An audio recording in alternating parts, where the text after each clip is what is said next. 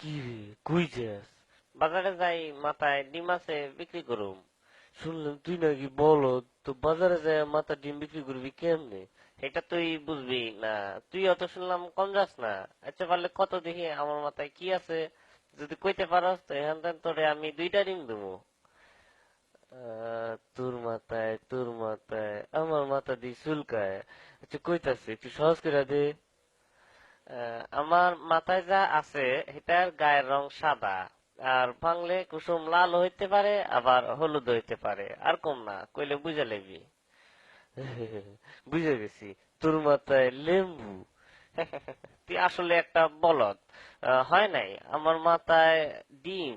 ইসিরে, এটা আমি সন্দেহ করছিলাম।